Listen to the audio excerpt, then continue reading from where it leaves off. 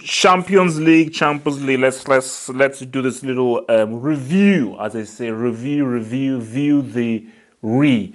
Um, let's start with. So this is going to be a team by team, looking at how they did that this week. This will be a weekly review coming through, like the flu. Hopefully not, because flu isn't very good for you guys. That's a good rhyme. PSG, Paris Saint Germain. I will not apologize, because I know there are a lot of PSG fans who've been on my timeline saying that, oh, how for Double H, you have to apologize. You said that they would lose.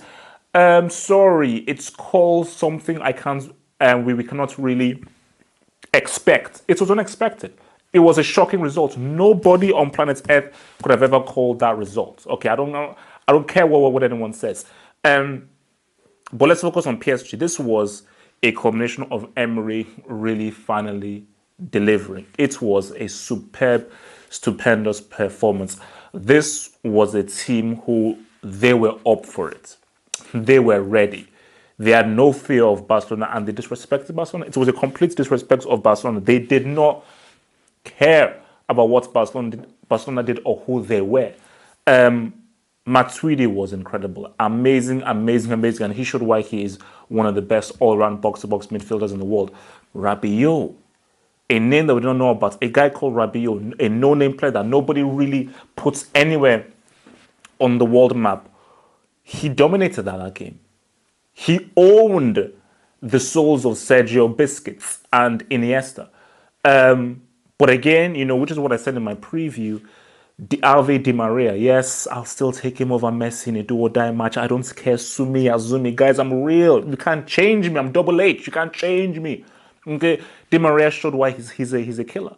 He showed that killer instinct. The Drax doing his thing. So the Drax and Di Maria, the two wing players, something that Barcelona do not have is why these guys, they really popped off. They popped off real time. But I just thought that it was a superb performance, and it is where tactics come alive. Emery knows Barcelona from his days managing Sevilla. He had the players, and he was able to create something that Blanc could create. Blanc had no tactics. Emery has tactics, and he's got attacking instinct tactics. And I think the introduction of Draxler was a huge ploy that he got back in January. And again, you just say to yourself that if they don't do the unthinkable and somehow lose the time in the second leg, PSG are a very strong shout to try and do something. They could really do something in this Champions League, because they have the team, they have the players, and they have the coach, they have the tactics. And it's right, the talent is there to win this damn trophy for PSG. But again, the job is not done. You look at Barcelona, is what I've been saying for a long time, and people refuse to listen to me. Luis Jeremiah Enrique is from the road. He is a garbage manager. I will say it again. For those that don't like to listen, Luis Enrique is a crap garbage manager. He was never good. He was never world class. Okay? Don't tell me anything like that. And I was telling you this for years, and people didn't listen to me. He doesn't understand tactics. He doesn't understand strategy. You were viewing again, you were seeing that you had no midfield, and you didn't have the foresight to say, Titch, come off. No, sorry. And Gomez come off. I'm going to put in Rakitic in there. You didn't have the foresight to say, okay, I'm going to take Neymar off, put in an extra midfielder. Well, we're getting killed in midfield right now. Let's have more bodies in midfield and more men to pass on to, so you can sort of give a tit for tat in midfield and stop Messi from having to come all the way deep to receive the ball. This is simple ABC, but Luis Enrique, he's brainless. He doesn't understand football tactics. Okay, this guy, that treble, he stole it. He deserves zero credit for that treble. Zero. And for Barcelona, yes, I mean, as I said, Lionel Messi, he's currently under review in the Brick Academy. I'm sorry, he has to be, because to be that good and that amazing, and to play Casper the Ghost so well, to be so incredible in your Houdini acts, I've got to, at the very least, I'm going to put you up for review for the Brick Academy. Maybe you won't be entered, but at the very least, we have to review what you've done. But for Messi, exceedingly disappointing. At least try. At least, I mean, Neymar and Kanema, at least they were trying. I didn't even know what the hell Messi was doing. So we switch over to Benfica against Dortmund, and we start with Benfica.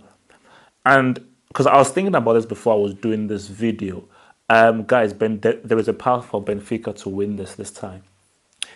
Yes, you're playing up against a very tough attacking team, and Dortmund obviously show that they can open that ass up, and they did open that ass up. But Aubameyang decided that, hey man, why don't we miss a penalty? And he also decided, hey man, why don't I just miss a one-on-one? But I think for Benfica, all I care about the results. They got the results 1-0.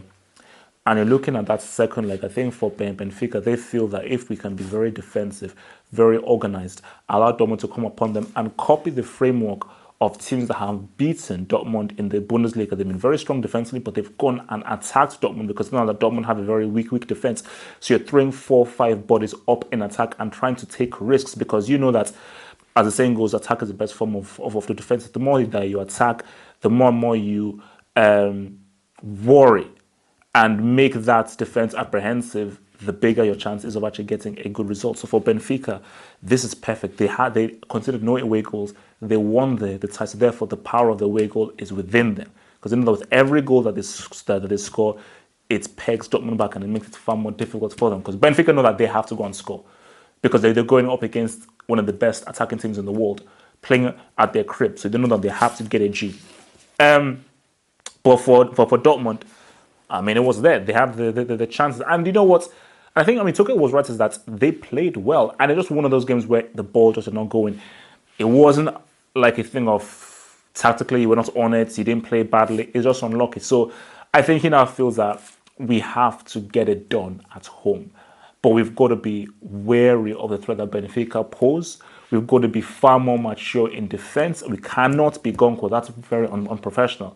It's very unprofessional, but like, let's just throw guys up forward. Let's just have like two guys back. No. Like guys like Dembele, Marco Ruiz, Götze, all these people, they have the ability to individually beat their men. So I think Tuchel has to have enough faith in their wingers opening that ass up on their lonesome without having to throw 5 or 6 men forward.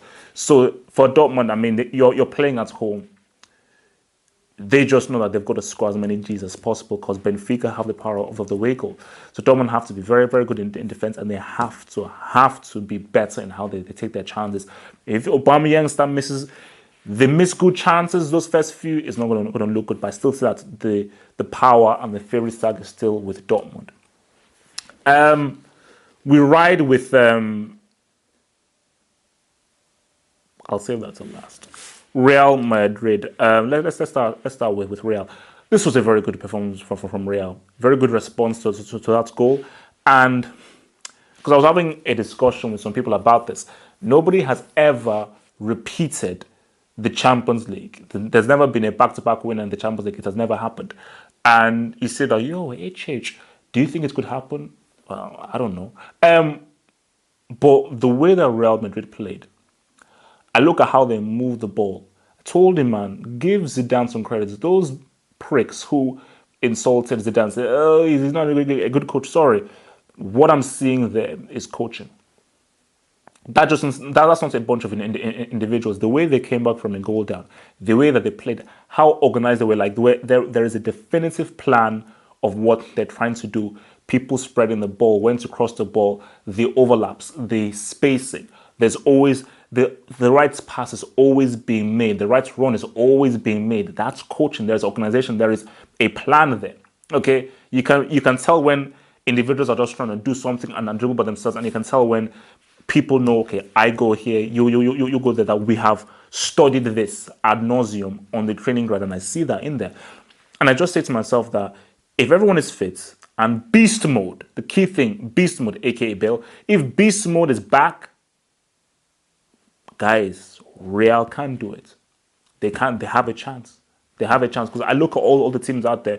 Look at Barcelona's second station.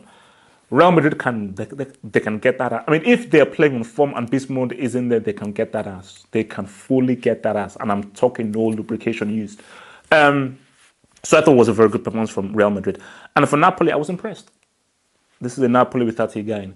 This is a Napoli without Milik. This is a Napoli having to cope with losing 2 major players, attacking, goal-scoring players. So I just thought they did very well. And you look at, again, that Dries Mertens chance, man. If Dries Mertens had just put that bloody thing away, who knows what could have happened. But they're not going through. they're not going through, but let's just play devil's advocate. Let's just talk about this objectively. Somehow, Sarri has to say that we have to try and stop these guys from scoring. Because Napoli can score 2 Gs at home. But the question is, can they not concede? That's the question. And I just thought that for Napoli, they got opened up pretty bad. I mean, they got opened up pretty bad by Real. So I just think that defensively, with Koulibaly and all those guys, Sarri needs to work his magic somehow. He just needs to work his magic. But again, I was very impressed with Mertens and Insigne and Hamsik. I mean, I thought that they had some very good interplay in stages. And we finish with, of course, the main course. I'll start with Bayern Munich. Great team performance.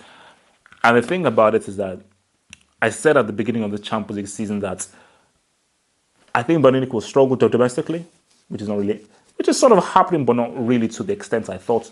But I thought that they could win this Champions League. Robin is still hungry.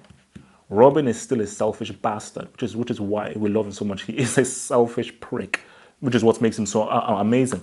He's hungry. Douglas Costa is from the street. Lewandowski is the Polish nuclear weapon that we use to start World War III. You got your boy Hummels. Bart Simpson is still trying to... Imagine that Bart Simpson is retiring at the end of the season. Bart Simpson wants a medal. Bart Simpson wants to say goodbye to the game by saying, man, give me that medal so I can retire. Oh. And again, Vidal, guys, can we please give Vidal a lot more credit? I understand about Thiago and people. Vidal is a superb central midfielder, tackler, passer, hustler, goal scorer, amazing. But I just thought this was Bayern Munich saying to the world, saying to the rest of the Champions League that we're still here, man. Put us on that map, baby. Put us on that map. You know, we're close to trying to get that ass in the semis, but put us on that map that once all of our players are fit and we get things going, we know how to ride. And when Bayern Munich get clicking on all of the killers, Lewandowski, Ribery, Robin, Douglas Costa, Vidal, Thiago, Bart Simpson, Hummels, Neuer, when they're all playing at their best, these guys are killers. These guys are killers. And 100% they can get that trophy.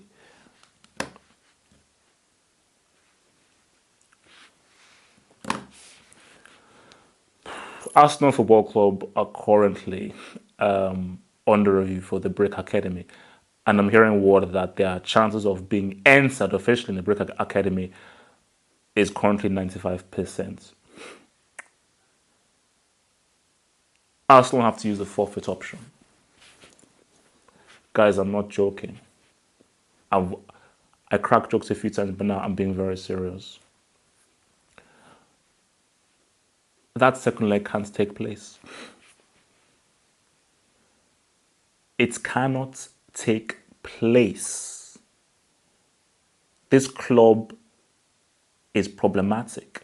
Arsenal embarrassed the standards of the Champions League. The performance they put out was a complete and total embarrassment. You can't do that in the Champions League. Wenger, you can't do that. I mean, it was scarily one-sided.